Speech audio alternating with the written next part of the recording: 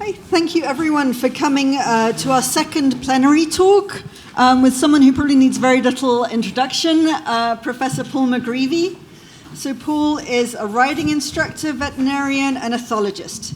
His PhD focused on the functional significance of stereotypic behavior in stabled horses. Based at the Sydney School of Veterinary Science, he is the author of over 300 peer-reviewed scientific publications and 7 books, and has received numerous international awards for his research and teaching innovations. With expertise in learning theory, animal training, animal welfare science, veterinary behavioral medicine, and anthrozoology, he is a co-founder and honorary fellow of the International Society for Equitation Science.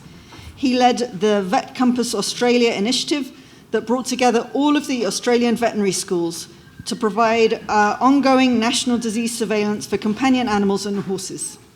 With the additional involvement of Massey University, New Zealand, the same schools collaborated under Paul's leadership to create the One Welfare teaching portal. He provides legal advice in matters that relate to horse and dog behaviour and welfare. And today he's going to talk to us about Whither Goest Thou, Equitation Science.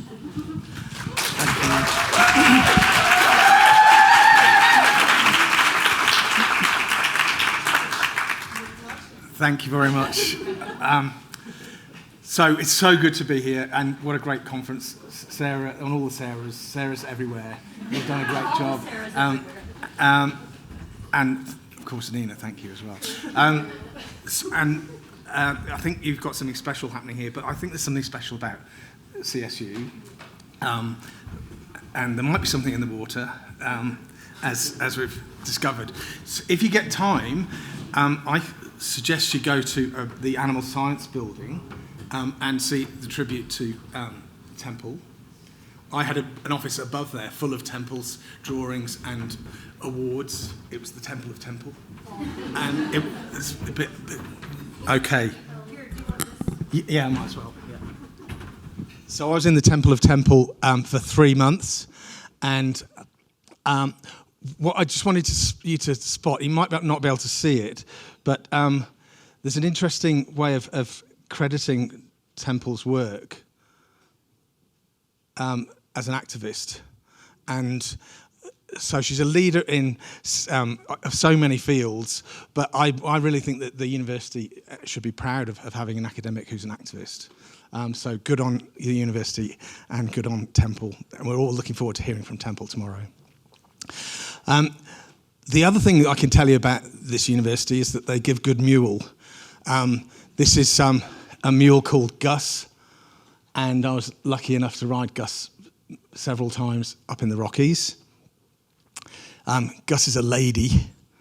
We had a horse called Sue yesterday, and now so Gus is a lady mule, and she's just delightful. If you haven't cantered on a mule, you haven't lived really. It should be on your bucket list. Amazing, and incredibly responsive, and yet it's strange, isn't it, that people use or refer to the mule gag bit, and this was introduced to me by Bernie Rowland, who you've heard about already. Obviously, it's only as bad as the person on the other end of the reins, but the way in which we have judged donkeys and mules is emblematic of how we can get it wrong from the very word go. So that's interesting. I'm going to come back to the mule gag bit in a moment. But those of you who are unaware of this fellow, he was a great character and a great advocate for animals, not least in veterinary teaching. He discovered that animals were going through recovery surgery. Does everybody know what recovery surgery is? So it used to be a time when vets students would be assigned an animal at the beginning of the term and operate on that animal repeatedly, doing different procedures, and the animal would recover and have another operation the next week, and then the students would euthanize the animal and look at the scar tissue as part of the post-mortem. And Bernie managed to get rid of that at this university. And quite an enigma, really. He was a Harley-Davidson rider, probably enjoyed status quo. And he was also a wrestler and a rabbi. Yeah, not many of them you get to the pound. So I'm inspired by being here, and I think it's a great place to be to talk about horses, because you're surrounded by horses and mules and burros. The topics I'm going to cover are how we as a society, as an academic society, have climbed out of the cradle.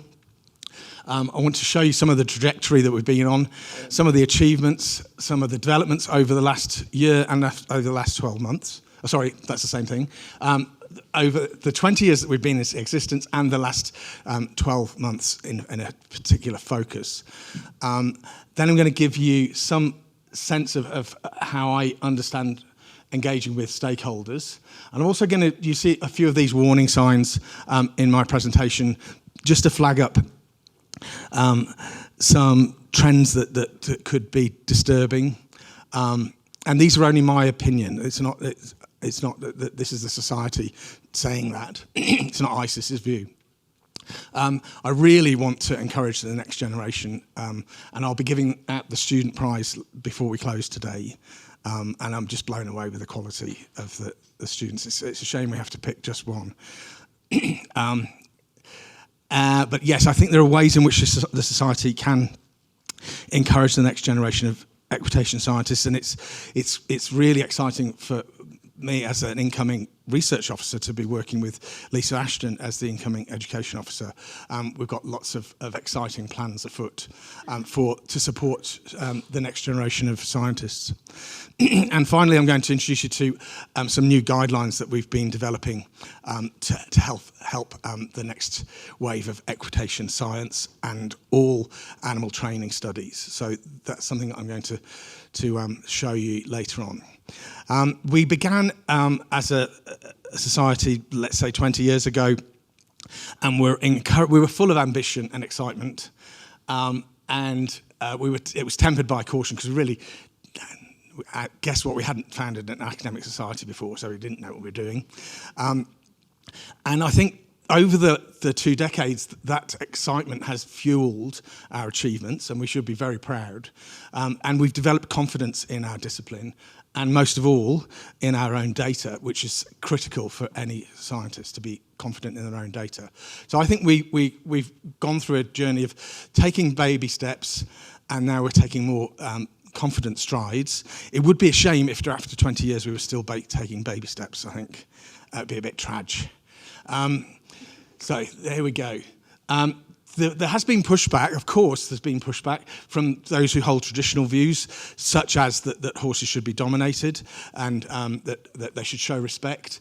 And that has been a stimulus for a lot of our work. So it's a good thing that's in place.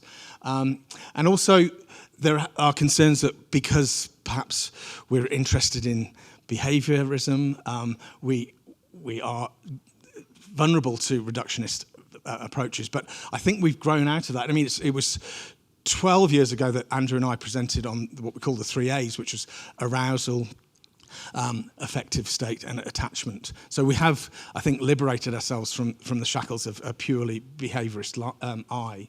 And when we think about reductionism, it's worth bearing in mind that actually some of the traditionalists can benefit from a reductionist approach. If you ask a very reductionist question, that you could use that to support a traditional approach. So we're not the only ones that could be accused of that.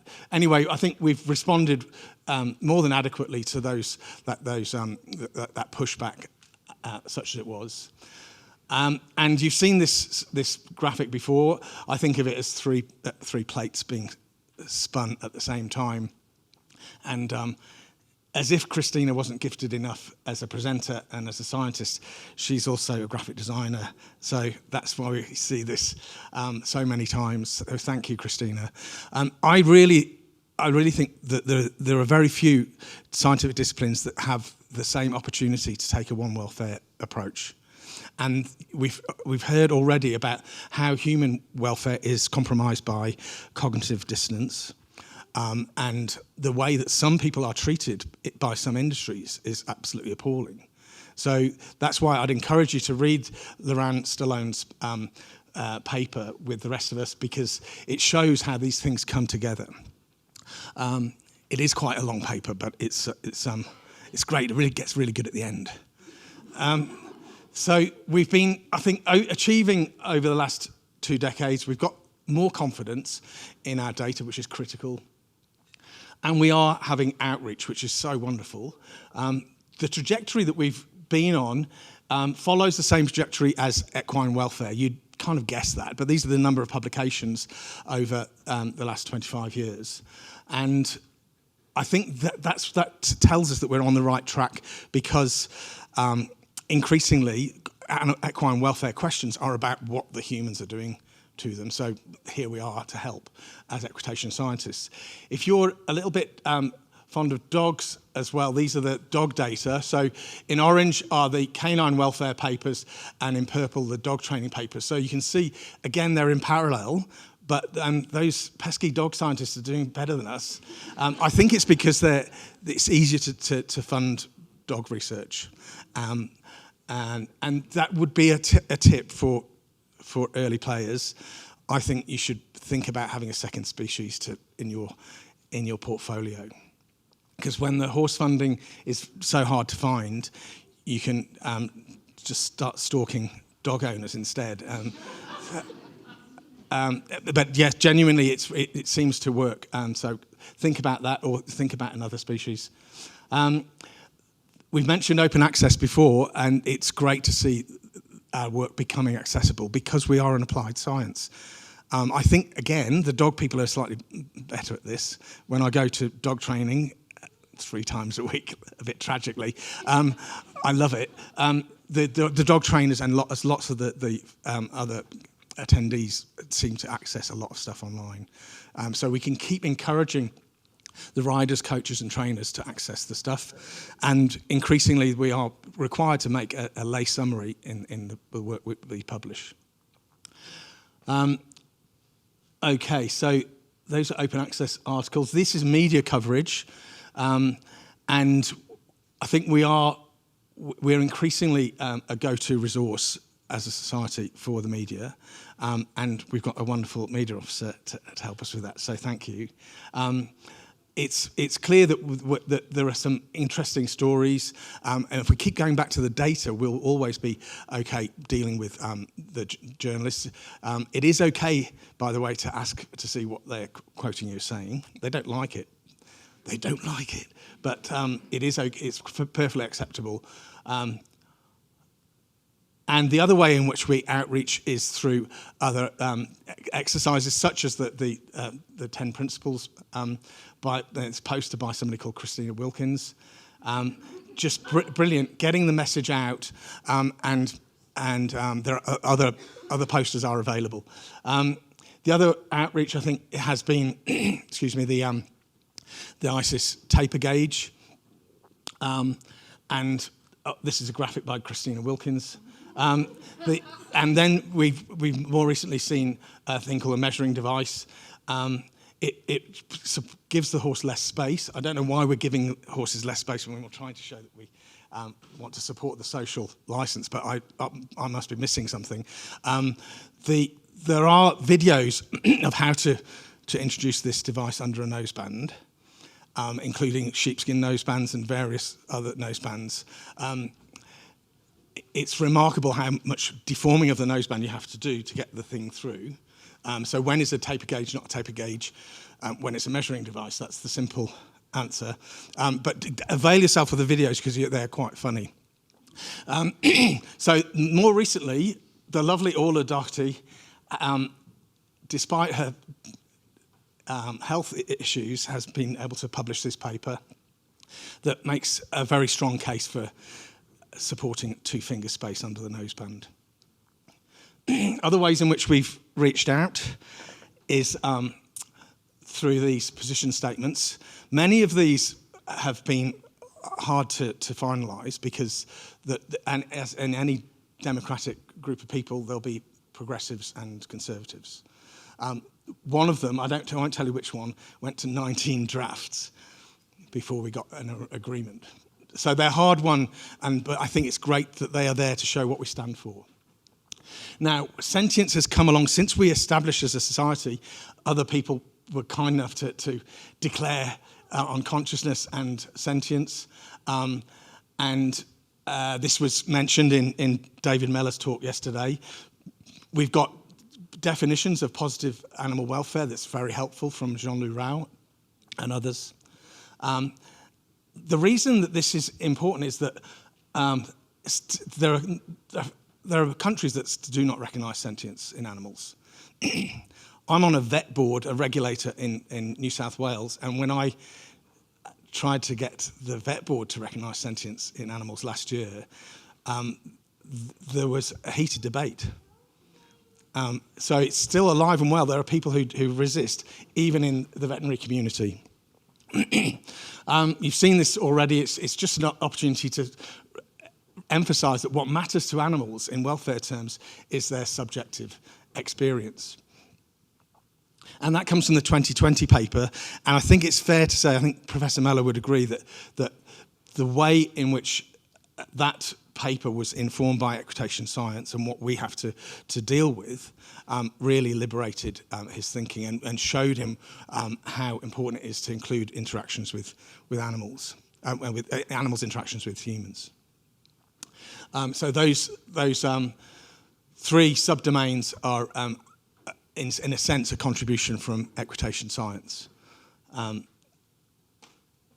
And I think it's, as I said yesterday, it's David's fresh thinking that he brings to our world of horse riding and horse training that is very fresh and liberating.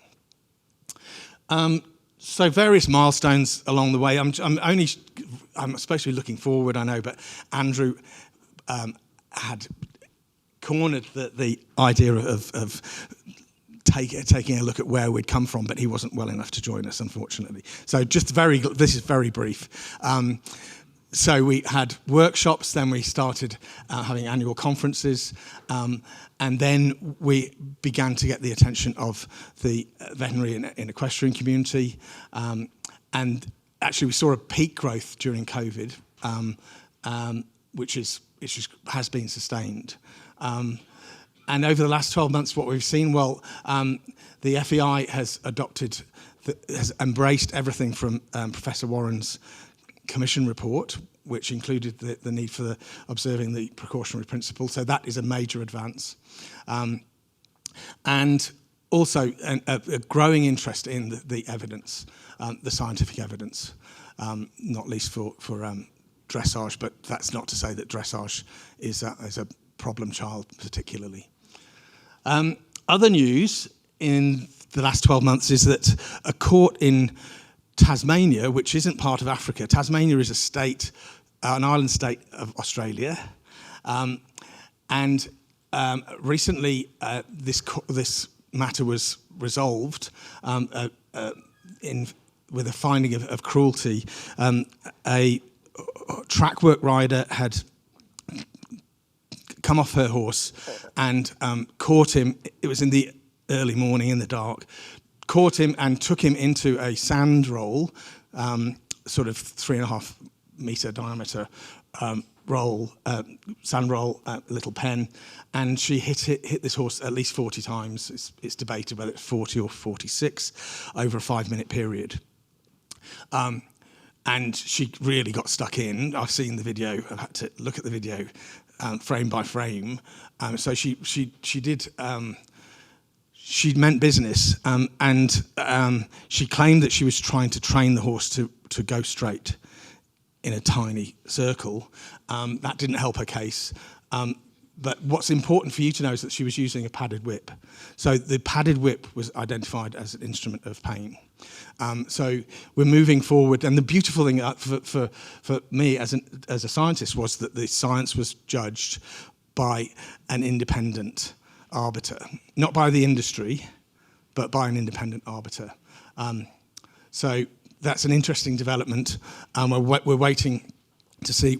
You'll hear more about this basically once the sentencing has proceeded. And I should say that what we do is not just about the ridden horse. Of course, we're interested in the babies. Foal handling is a developing science. Equine-assisted therapy we've heard about a lot at this conference, which is great. But we're also seeing data on long reining, lunging, and driving. The importance of this is that we're getting cleaner data because there's no human sitting on the horse, shifting their centre of mass and giving leg cues and seat cues. So they're a great source of data, the driven horse.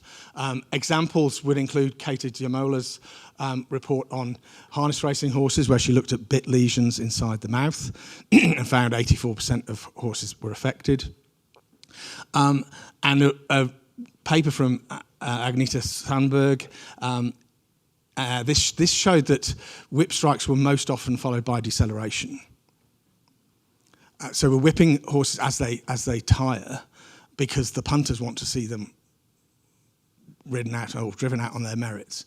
And this paper posited that whip strikes followed by deceleration may be an example of negative reinforcement. Other papers that might be worth glancing at are from the eBark stable. So I'm very proud of eBark, and Kate Fenner shares that pride. We managed to look at agonistic behaviours, not agnostic behaviours. All student essays often used to have agnostic behaviours in horses, and as if the horses didn't believe in Jesus. So these were behaviours that people didn't want to see, and you would be tempted as a naive operator to blame the horse. These are showing how they cluster in context rather than among horses. So this is one way of taking the pressure off the horse and requiring people to think about what the motivation for the behaviour actually is. Another recent paper, this was for the 50th anniversary of Applied Animal Behaviour Science, which is the journal of International Society for Applied Ethology. This showed breed differences. Of course, different people go out and find different breeds, so they might be looking at the world through mummy goggles and tending to see only the good things in their horse, but that's across all the breeds. So we're confident that there are some genuine differences here.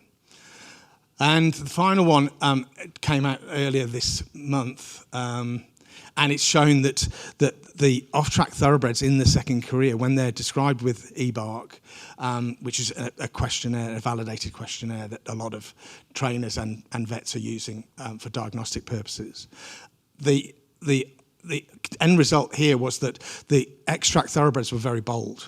So that they're not shy and cautious, and then that reflects their careers, having been exposed to lots of racetracks and so forth. But their brakes weren't great. And we really need to understand what's going on here, because if we can preserve the deceleration response in the racing thoroughbreds, we give them a far better chance of a second career. And other things I've been up to this year, that just to give you an update, is a paper with an advanced dressage rider, Emily O'Connell. Some of you will have met her at ISIS conferences. We've been working on this for about 8 years, trying to get a paper for her to lead so she can apply for a scholarship. And we were nudged along by Sue Dyson, who said she wanted to work with us. And lo and behold, we got this re-examination, a revisiting of conflict behaviour. It's complex. I'm not going to work you through it. I'm just going to say that the definition we ended up with, for what it's worth, is that these are responses reflective of competing motivations for the horse. That may exist on a continuum from subtle to overt, and with frequencies that range from a singular momentary behavioural response to repetitive behaviours, repetitive displays when motivational conflict is prolonged. Having listened to so many excellent presentations over the conference so far, I'm tempted to suggest that we may one day be referring to these as comfort-seeking behaviours, because the goal, if we're taking an equicentric approach, is that the animal is seeking comfort. It's not really seeking a conflict. We've created that. It's semantics, but it might help. Other really important developments since we last met as a society, I think, should include this paper. So it's from various leading veterinary associations in Europe and globally. So we've got an extraordinary meeting of minds here, and this I think will inform veterinary curricula globally. I'm confident of that, and it goes out of its way to remark on Gemma Pearson's excellent videos. A really good way of getting vets interested in a topic is to say that their lives could depend on it. That's great, quite appropriate because it's true. But the other standout for me was that equipment and devices that cause pain or discomfort to modify behaviours, such as tight nosebands for horses, should not be used and should be strongly discouraged by veterinarians and other allied professionals.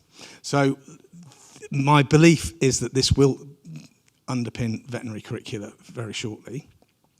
And we're in a time of change as a profession because we're feminising.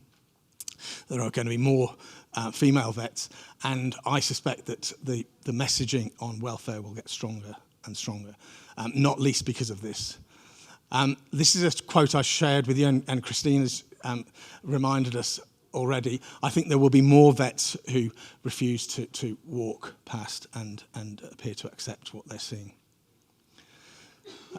So when we're considering interacting with the veterinary profession or with stakeholders, if you're asked to reach a consensus, just be aware that if you're a scientist, and this is advice for early career researchers, if your evidence is scientific and another party's evidence is opinion, be careful about how much you forsake your data to meet somebody's opinion. If they've got data, if they've got evidence, then there's a process of negotiation potentially.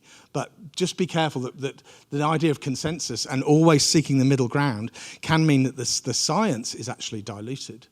And if you're asked for a constructive discussion, bear in mind that classically it should be where nothing is taken for granted, where explorations of issues are calmly analytical and the focus is on the ideas, not the people who hold them. That's critical, and obviously it works from both sides of the table. And another final thing to mention when you're considering interacting with others is work out whether they're actually applying the precautionary principle or not. Because that's got to be the starting point. If we admit that we don't know everything, then the horse has to benefit when we're in doubt. Christine's introduced you to this development, and it was a really interesting process, and we're really grateful to the FEI Veterinary Committee for that invitation. And it's wonderful that Goran is here today. The product of that seems to be an acknowledgement that there is an opportunity for a more balanced and comprehensive view of the sport. The sport in question is dressage, and it's not dressage bashing. If we can't get dressage right, then we can't get anything right. That's my belief.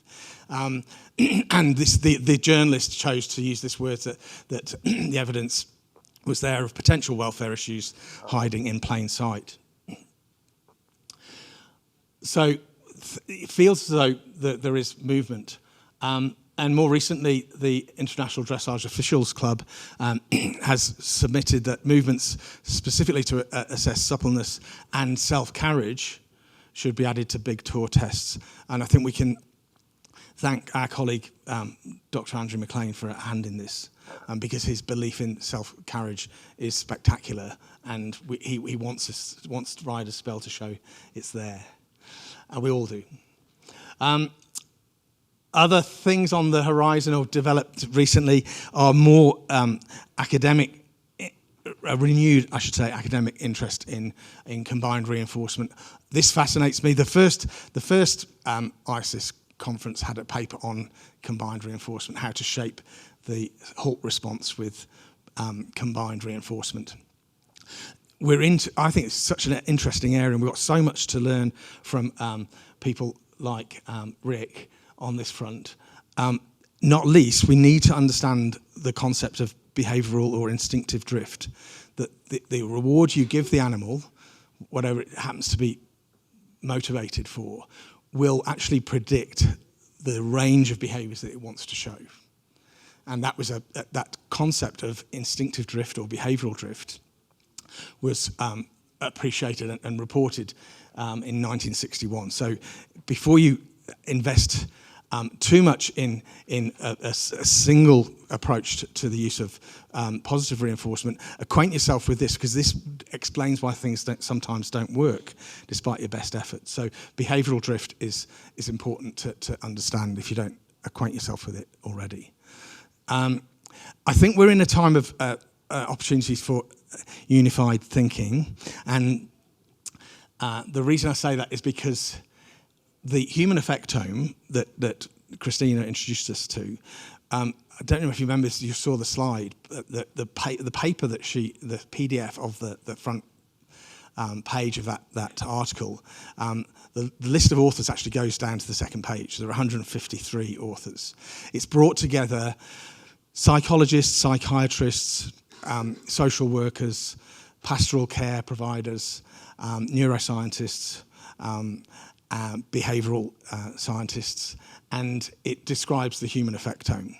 And it's basically bringing together everything that affects affective state. And I think this is a really liberating construct. When we look at an animal equivalent, and that's what we're working on now, and hopefully at the next conference we'll be able to show you exactly what it looks like, it should be easier than the human effectome. Why do I say that? Well, part of the human effectome, part of what feeds into affective state in humans are belief systems and religions. We don't have to worry about that because we've got these agnostic horses. So we'll drill down further into the equine effectome, which will be, I think, a remarkable contribution for the society ISIS to get involved with. It relies on an understanding that there could be this predictive brain, the Bayesian brain, and that's an idea that, as you've already been told, is from Ben LeCourt and Dan Weary. Just a warning, there's a recent counter voice. I'm going to sort of just point this out on its merits. It's published in Applied Physiology Journal, so that makes me curious about why it's there. There are physiologists involved in the Effectome project, but it might be worth being aware of the counter voice as the Bayesian brain discussion gathers even more pace. Thinking about other developments, I would like to concentrate now on the technological developments, and this is something that we've been excited about for at least 10 years. So there's a paper here talking about the opportunities for smart textiles at the horse-human interface, and it's slowly bearing fruit. We know about saddle pressure detection pads. They give us so much data, it's difficult to know which parts of the data set to focus on.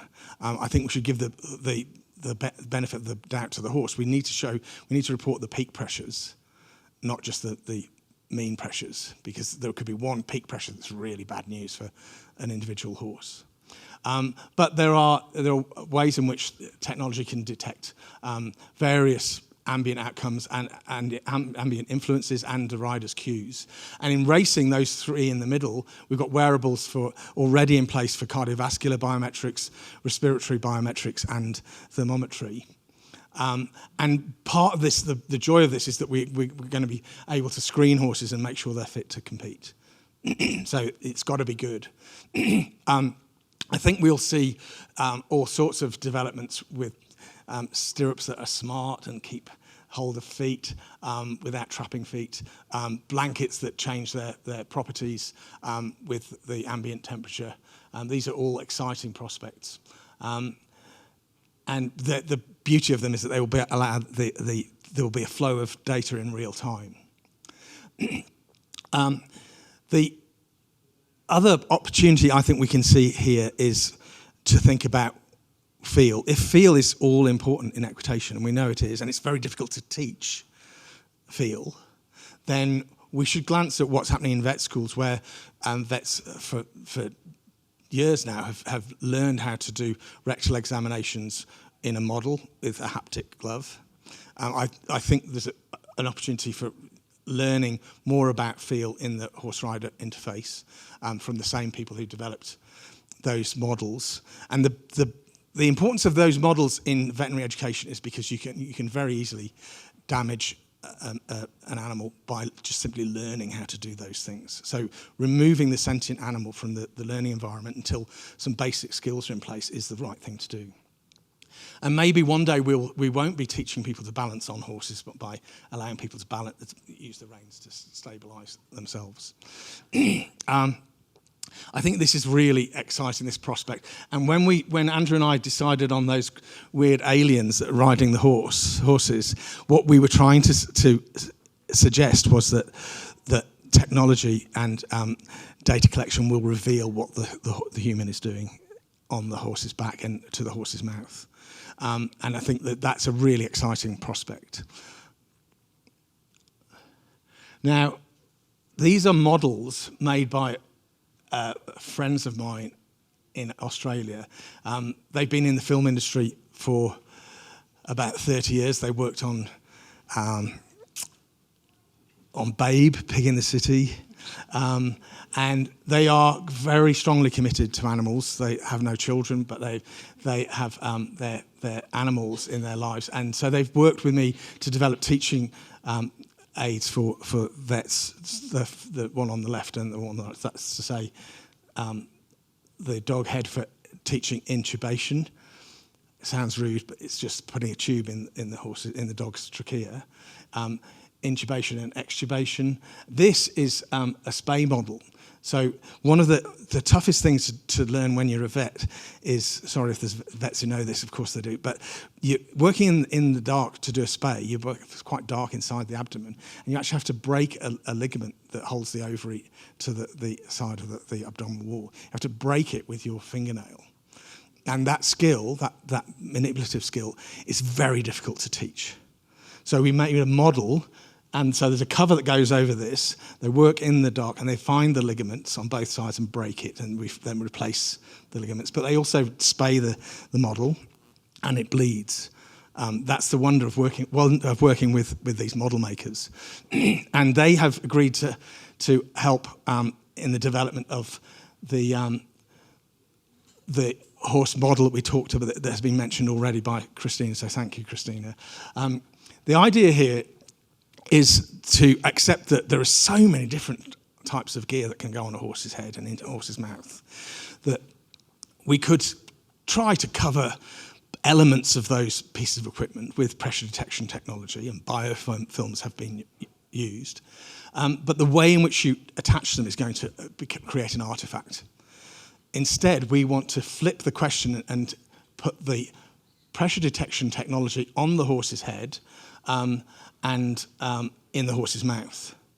Now, I should have mentioned at the beginning of this presentation that the images may disturb some viewers, because I am a novice to ChatGPT, and when I tried to ask ChatGPT to show me a horse's head with its mouth open and some sensors, this is what happened. They're in there. It's just awful, isn't it? But the point is about this is that we believe that we can take a model that and make sure that it's of use to vet schools for nasogastric intubation of horses, which again is one of those procedures where you can damage a horse unless you've got this feel. We want to create a model that is of use to vet schools, but is especially useful for equitation scientists around the world. And the plan is to make it 3D printable, so the CAD files can be freely shared to vet schools and equitation science labs around the world. And we'll all have the same test bed to work on. So we'll begin to get to a stage where we can exchange data far more readily, and far more freely, and far more meaningfully, because we know using the same test bed. So that's called the Headwear Project, an acronym courtesy of AI. The other developments I think we should be mindful of are to do with how we can understand physiology better. So you might have seen these devices that are wearable for detection of blood glucose, and it talks to an app, and that's the new face of glucose monitoring. I've been lucky enough to work with a small team in Australia and New Zealand who are really interested in this stuff. And this is a paper that describes what can be achieved with saliva. And what's interesting for me is that this is being developed because there is a sweet spot in human athletes. There's a ratio of testosterone to cortisol that means that they can perform well, but also cope mentally. So there's the ratio of testosterone to cortisol in male and female athletes is critical for a good performance. To the extent that Christian Cook, one of the co-authors, if he's got the data on the testosterone cortisol ratios of the team players, he claims he's got 100% chance of getting the outcome correct, predicting the outcome of a competition, usually football or rugby, correct in male and female teams. It wouldn't be surprised you to know that it's also being developed by the military, because there's a sweet spot of these fluids in circulation that mean warriors are likely to survive. I'm sure you're already thinking of the equivalent need to understand the sweet spot in horses. So the devices that they include are even using contact lenses to collect tears, a mouth guard for saliva sensing, and these microneedles for interstitial fluids, that's fluid between cells, and wearable sweat patches. So collecting all of these fluids to tell us what's going on physiologically. It's the brave new world of human physiology, and I think it's an opportunity for us. The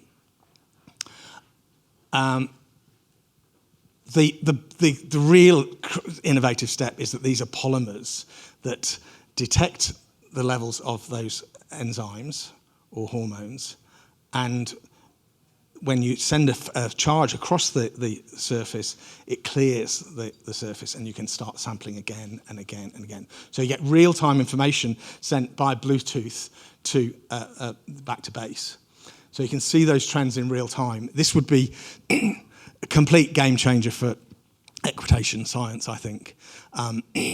And we won't be needing to fit the horse with a mouth guard because we could cover the bit with the same technology. So it's very exciting, I think, to imagine a time where we are fully aware of the physiological responses of the horse with wearables, heart rates and hormones, in real time, and then also put the gear on the humans as well. So then we might actually be able to characterize the sweet spot that we've all felt when things are going just beautifully with our horse as we ride them. And creating competition where we actually reward the people who can get that sweet spot, and it can be demonstrated rather than judged by very earnest and well-trained humans with errors in built and bias in built. This could be a brave new world of ensuring that we continue to show the very best of horsemanship and have an evidence base. Other huge developments are this sort of machine learning and inquiry into the facial action codes of horses. I find this incredibly exciting. I can't claim that I understand it all. And when you hear that a new facial action codes being discovered, you realise we really are in the very early stages of this. And I suspect that, as with all technology, the cost of each pixel will drop, and we'll get increasing return on investment as the material that's fed into these models becomes better and better. If we think that horses are able to do these things with their faces, I think it's pretty obvious that there would be a reason for that. And Christina again has shown how telos determines what they're good at. I admire dogs and horses because they are social athletes. They could kill each other, but they don't, because they're very, very good at keeping the peace. And unfortunately, that makes them suckers for abuse by us. But when we go exploring, I think we're going to find some extraordinarily subtle signals that are going on between horses as they greet each other, as mares greet their foals and foals greet their mums. And that's very exciting to think that all of these things will happen. There'll be a deluge of data, there'll be an abundance of riches, but there'll be fewer operator errors. And I think this is going to really help animal welfare assessments. And when we think about these prospects, it's to do with the way they may indicate valence. And we haven't heard much about the half blink. I'd be interested to talk with Kath about that. But there's some brave new worlds out there for us to explore. And we've had Google Glass for 10 years, looking at our eyes and picking up what we're signaling to the computer and on the frame. Don't worry, I haven't got a pair of these. That would be really sad. I think it's gone a bit quiet because not many people want to be seen wearing them. But they're probably more covert now. But why don't we think about having something similar on a visor? And then we can begin to pick up those subtle signals from the face. It shouldn't just be the eyes. And then we can get horses to greet each other and begin to pick up some of the majesty and the microscopic changes that keep the peace. I'm not saying that we can do that to the horse. We can't become honorary horses, but we'll actually, I think, begin to appreciate how very subtle the signals are. And the order in which signals are given is part of what we need to think about. So it's not just what they do, but how they do it and in what order. So here we're thinking of the importance of looking at the animal and asking the animal the right questions to work out where they are on this continuum. Thank you, Christina, for this slide. We love watching horses. That's what probably got us all so excited about working in this field. But it's so critical that we let the horses communicate. I'm not going to talk about various pain scales, but what I would say is that we need to allow the horse to express themselves.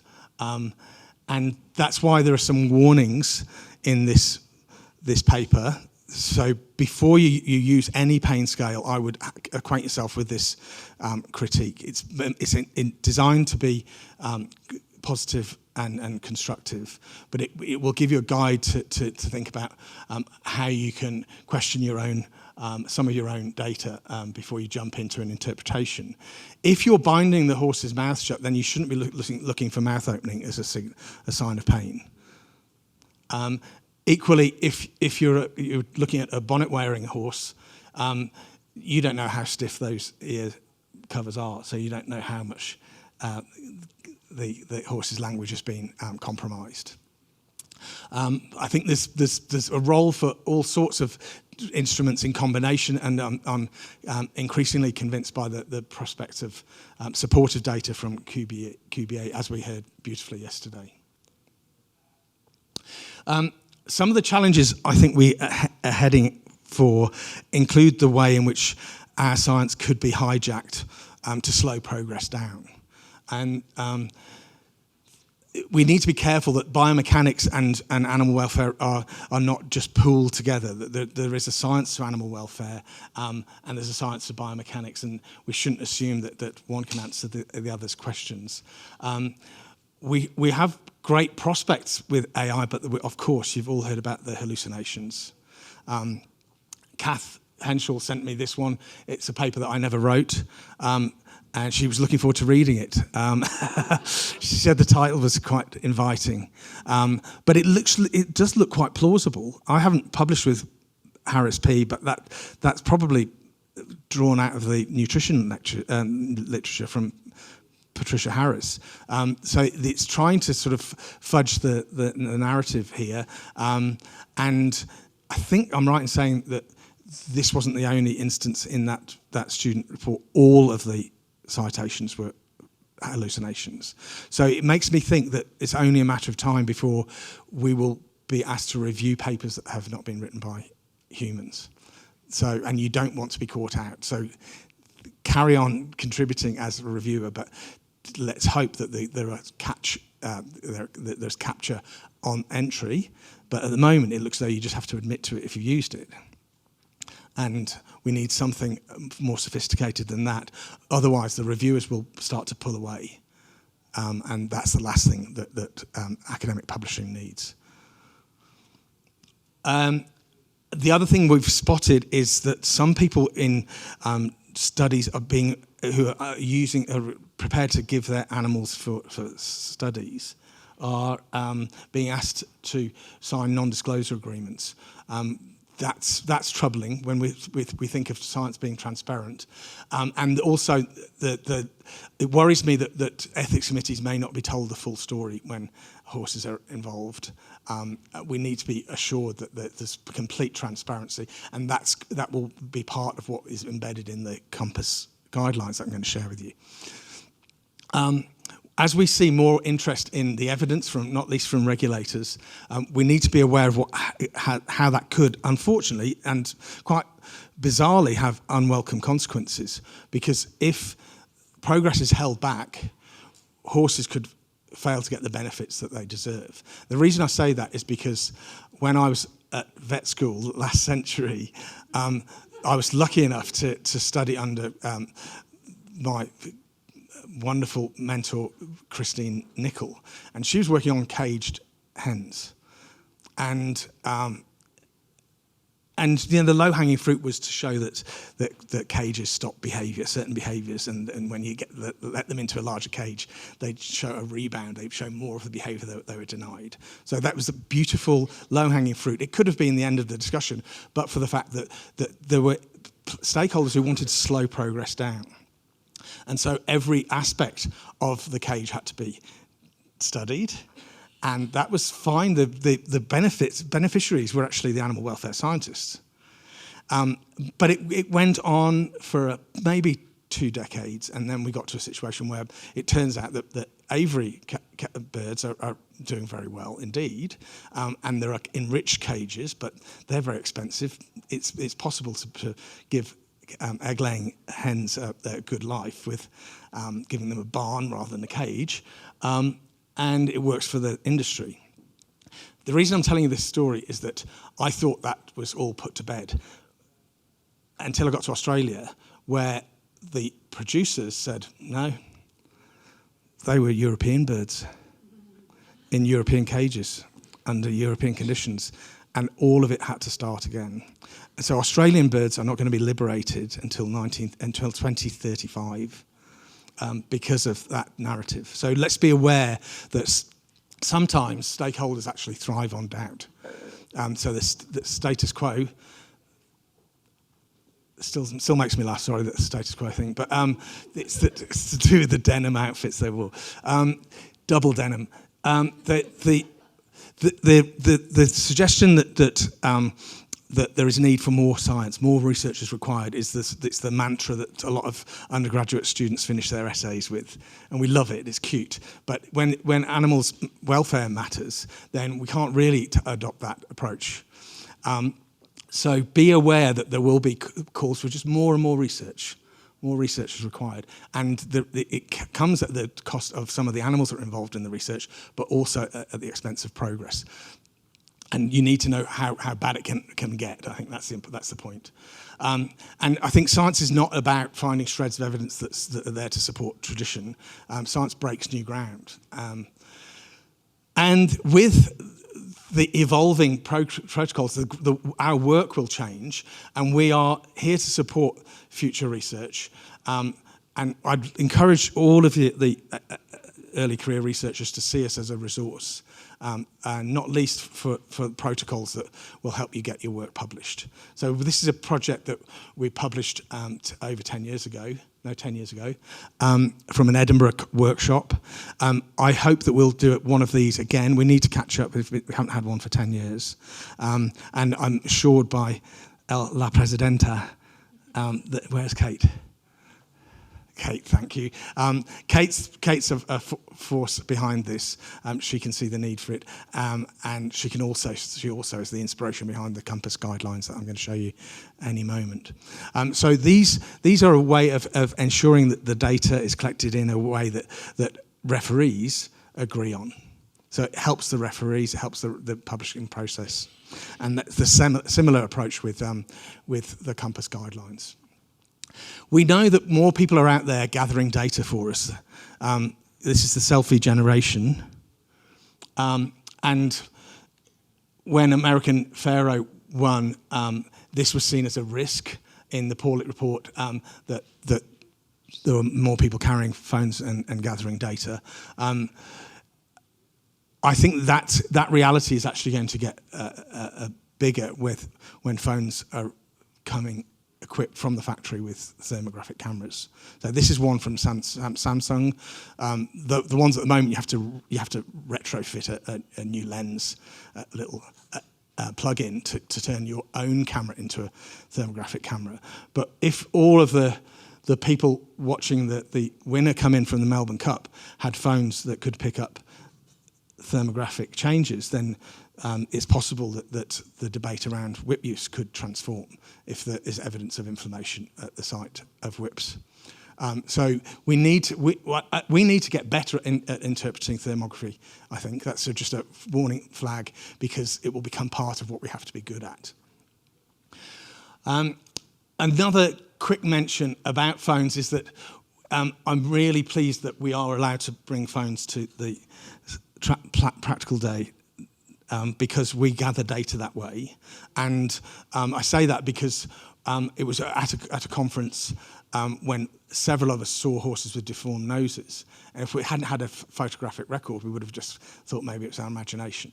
So we are about collecting data. We are scientists. That's what we do. Thank you.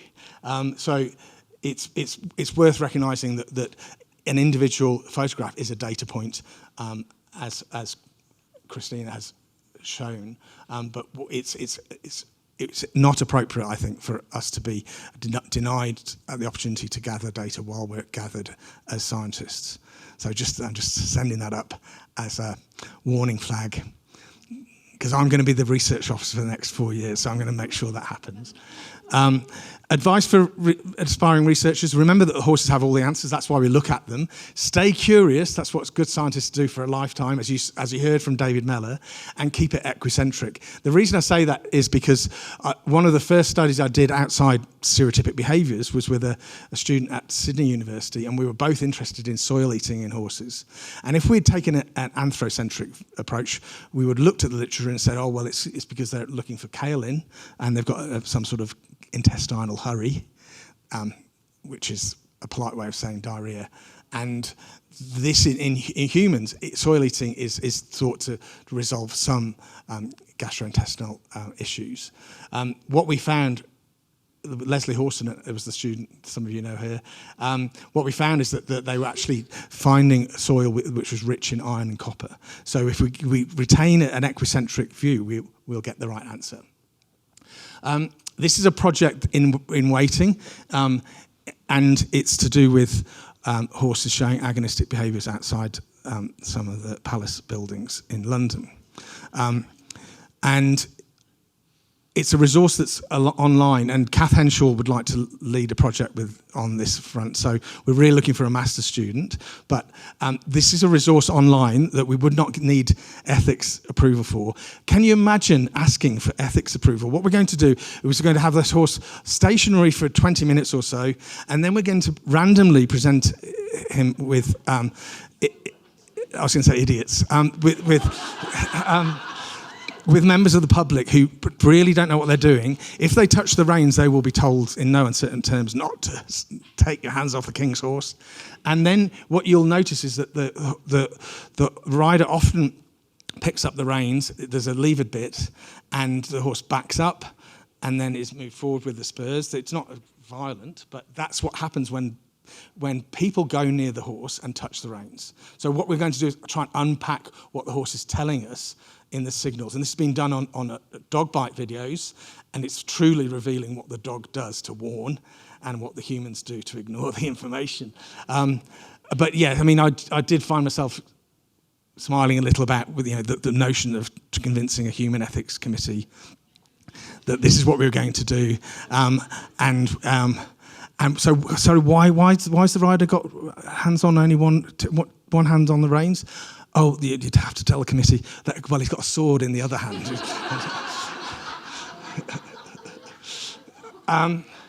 So we have got, there's so many possible permutations of breeds, disciplines, gear, that we'll be busy for centuries looking at the various permutations.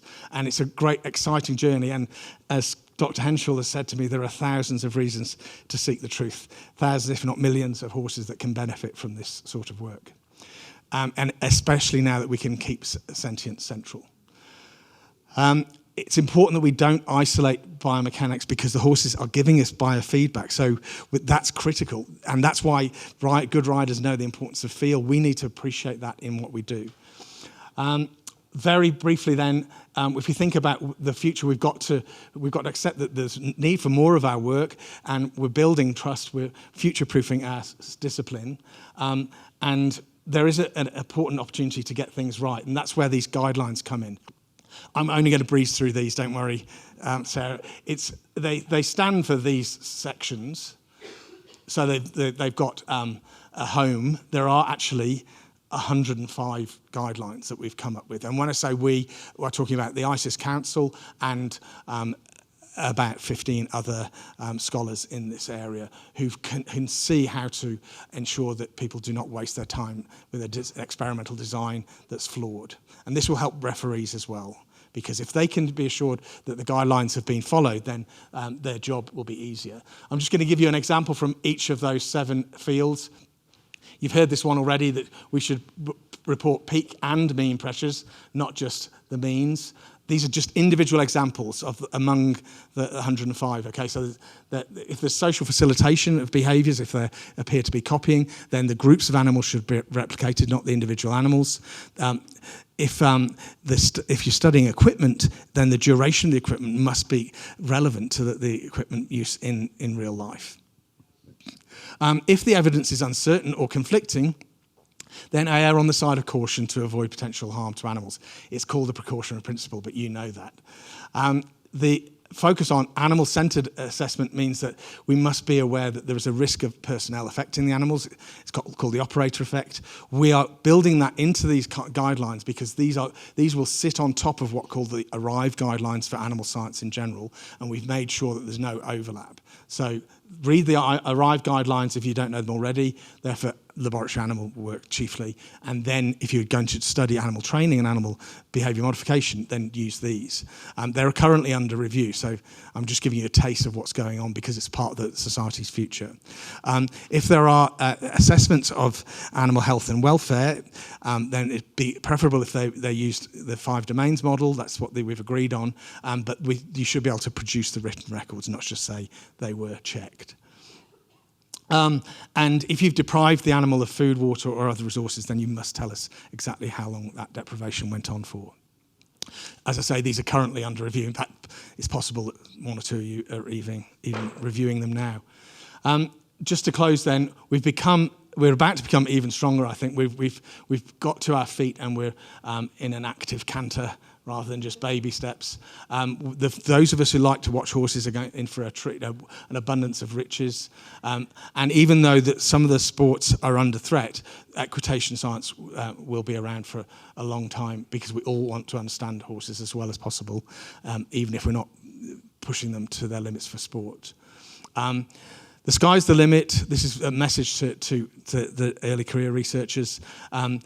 If you like data, you're probably a good scientist. Data are scientists' friends. And the combination of genetics and genomic research, biomechanics, behaviour, and the riders in combination means we've got an amazing future. And there will be more meta-analyses. If you're going to use animals in your study, I strongly recommend you use the EBARC tool to describe them, because that means we can do meta-analyses, knowing who's who in each study and bring the studies together. That's part of the beauty of EBARC and CBARC. We're working on a donkey bark, and there's a prize for anyone who can tell me what this bark should be called. M-bark, yes, thank you. So that's the mule version. If we think about our future, this is the last slide. Caution certainly persists. We are cautious. Our ambition inspires us, and the horses that we work with inspire us, and the excitement certainly prevails. And if we think that we've gone from focusing on this sort of weaponry to the prospect of that sort of information stream, then I think the excitement is justified. And it might seem impossible, but as Mandela said, it's always impossible. It always seems impossible until it is done. Thank you.